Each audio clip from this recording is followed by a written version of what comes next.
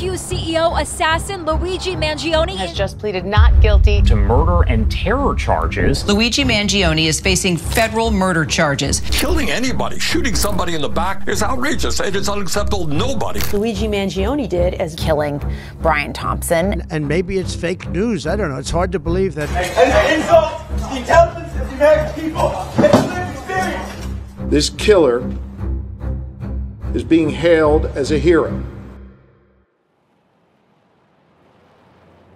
4 décembre 2024, 6h40, en plein Manhattan. La ville dort encore. Un homme en costume d'affaires remonte la 54e rue, se dirigeant vers l'hôtel Hilton. Il ne remarque rien. À l'entrée de l'hôtel, tout bascule.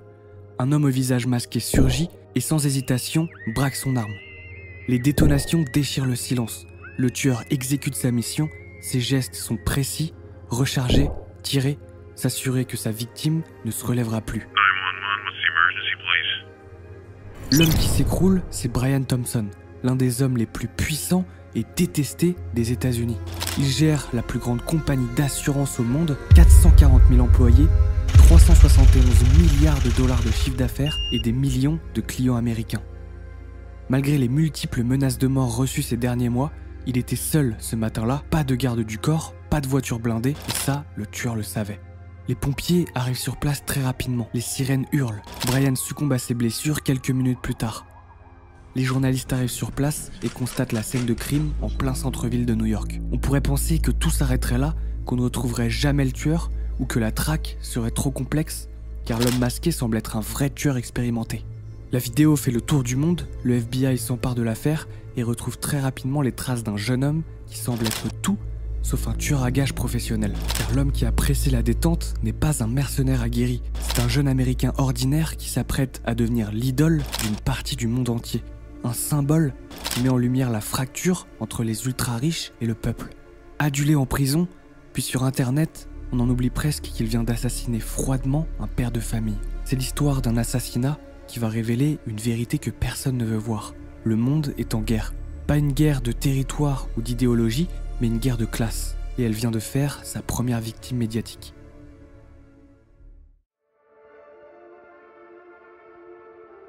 Le système de santé aux États-Unis est tout simplement affreux. La moindre intervention médicale peut ruiner une vie entière d'économie. Pas de sécurité sociale, pas de filet de protection, juste des factures astronomiques et des choix impossibles. Dois-je me soigner ou nourrir mes enfants ? Cette question, des millions d'Américains se la posent chaque jour. Dans ce système impitoyable, les compagnies d'assurance privées règnent en maître absolu. Parmi elles, un géant, United Healthcare. Un empire bâti sur la souffrance humaine, chaque jour ces algorithmes décident qui mérite de vivre ou de mourir, qui aura accès aux soins et qui devra supplier pour sa survie. Les pratiques d'United Healthcare sont devenues légendaires. Refus systématique de prise en charge, clauses d'exclusion incompréhensibles, augmentation brutale des primes d'assurance, leurs médecins conseils sont formés pour trouver la moindre faille permettant de rejeter un dossier. Un cancer, condition préexistante. Un traitement innovant qui pourrait sauver une vie, expérimental et non couvert.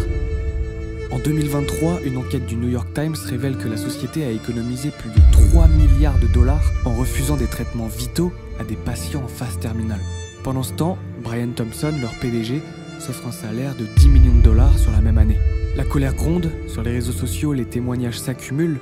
United Healthcare est devenu le symbole d'un système malade où la santé n'est qu'une marchandise et la vie humaine un simple calcul de rentabilité.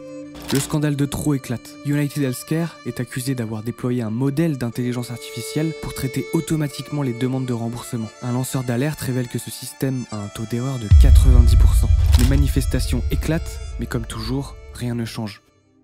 Sur la scène de crime, les enquêteurs font une découverte troublante. 3 douilles et 3 cartouches non tirées gisent sur le sol. Ce qui interpelle immédiatement les policiers, ce sont les mots gravés sur le métal. Delay, deny, depose. Cette inscription n'est pas un hasard, tout professionnel de la santé connaît le sinistre mantra Delay, Deny, Defend, ou en français retarder, nier, défendre. La stratégie bien rodée des assureurs pour éviter de payer. Retarder le traitement des dossiers, nier la couverture, se défendre en justice. Une tactique immortalisée dans le livre de Jay Fenman, professeur de droit à Rutgers, devenue la bible des critiques du système d'assurance américain. Le tueur a remplacé Defend par Depose, comme pour signifier la fin brutale de ce système.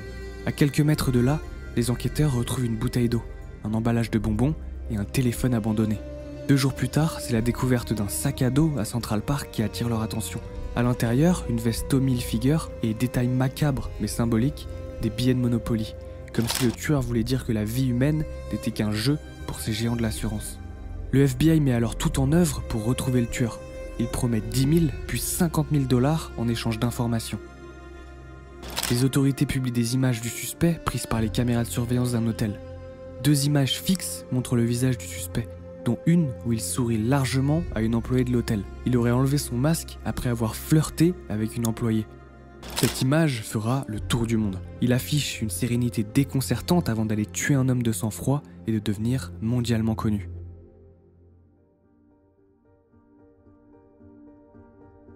Le cours de l'action United Healthcare perd 10% dans les jours qui suivent la mort du PDG. Les hypothèses pullulent sur les réseaux sociaux. Le monde entier cherche le coupable. Très rapidement, je me suis rendu compte de quelque chose. Personne ne semble avoir de la peine pour Brian Thompson. En fait, c'est même l'inverse. Les gens se réjouissent de la mort de cet homme considéré comme le symbole d'une toute-puissance inatteignable, d'une minorité d'ultra-puissants qui règne sur le monde et décide de son sort impunément. Avant même qu'il soit retrouvé par la police, Internet fait ce qu'il sait faire de mieux et trouve un suspect grâce à la photo publiée par les autorités. Luigi Nicholas Mangione, un jeune homme de 26 ans issu d'une famille aisée de Baltimore, une dynastie d'agents immobiliers respectés. Major de promotion à la prestigieuse Gilman School, diplômé en ingénierie de l'université de Pennsylvanie, une des plus prestigieuses du pays. Un parcours en or, un avenir tout tracé. Sa famille est très respectée. Arrivée d'Italie début 1900, elle est devenue l'une des plus riches et influentes de Baltimore, en achetant des centaines de biens immobiliers. Elle est aussi réputée pour avoir fait énormément de dons au système de santé des États-Unis. Après ses études, Luigi trouve très rapidement un emploi dans une start-up réputée en tant que développeur et semble avoir une vie rangée. Mais derrière cette façade se cache une autre histoire, celle d'un jeune homme brillant qui souffrait en silence, handicapé par de graves problèmes de dos. Les réseaux sociaux s'enflamment et comme souvent, la réalité se mêle aux théories les plus folles.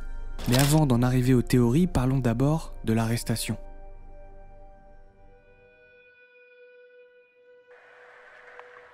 The 26-year-old who was last night arrested and charged with murder after being on the run from police since the deadly shooting of a health insurance boss who was gunned down outside a hotel in Manhattan 6 days ago.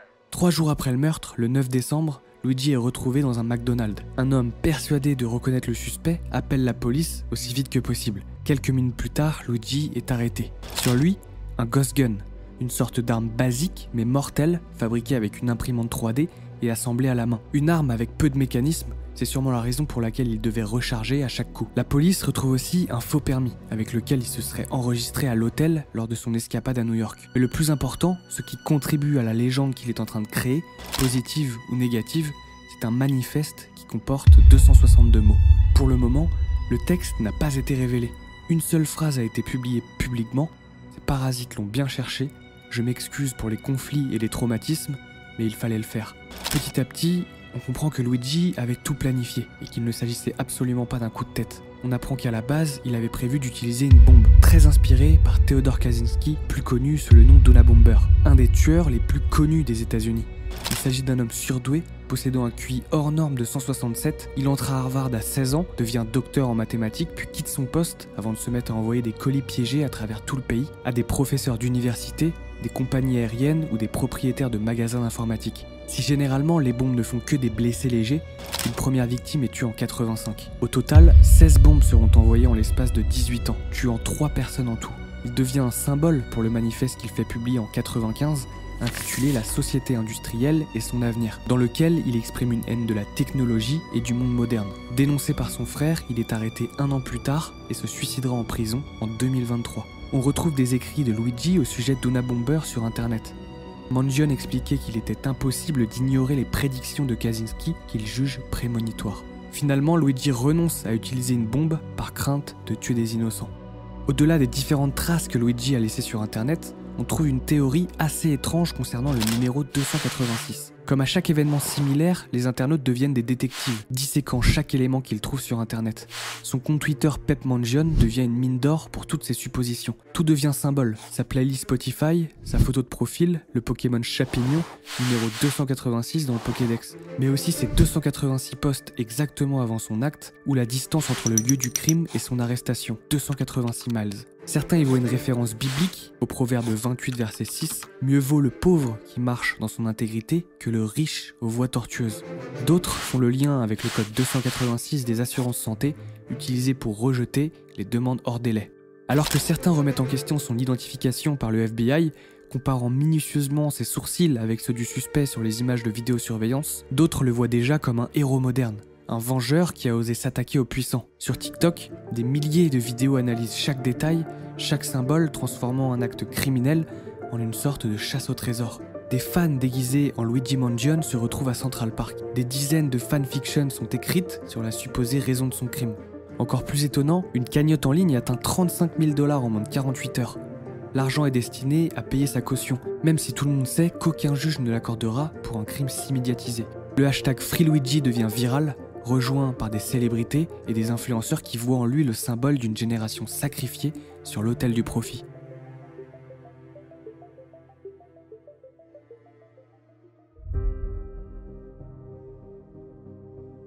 Cet acte marque pour moi la preuve d'un véritable changement, une fracture dans notre société. Nous vivons dans un monde où les gens font de moins en moins confiance aux médias traditionnels, aux institutions politiques et surtout aux hommes qui les composent, où les travailleurs réalisent que leur labeur ne paiera jamais, où chacun sent que le système est truqué en faveur des ultra-riches. Le soutien à Luigi n'est pas une apologie du meurtre, c'est le symptôme d'une société où la violence apparaît comme le dernier recours face à l'impunité des puissants.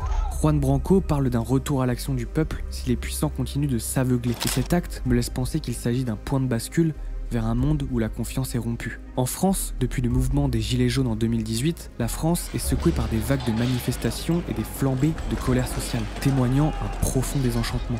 Les sondages révèlent que 74% des Français éprouvent des sentiments négatifs à propos de la politique, avec seulement 6% y trouvant des motifs d'espoir. Cette crise de confiance s'étend au-delà de la sphère politique, touchant également des institutions comme l'école et l'entreprise, qui peinent à remplir leur rôle d'intégration sociale. Dans ce contexte de défiance généralisée, la violence peut apparaître pour certains comme le dernier moyen d'expression face à un système perçu comme injuste et immuable. Le soutien à des actes extrêmes, comme celui de Luigi Mangione, traduit un sentiment d'impuissance et de frustration face à l'impunité perçue des puissants. Si cette tendance se poursuit, nous pourrions effectivement basculer vers un monde où la rupture de confiance devient irréversible, menaçant les fondements mêmes de notre contrat social. Un monde où ce genre d'événement tragique devient habituel. Alors criminel ou héros, la réponse n'est pas uniquement l'un ou uniquement l'autre. Ce qui est sûr, c'est que Luigi Mangione marque son époque avec un geste calculé, minutieusement préparé, qui ne manquera pas de faire parler.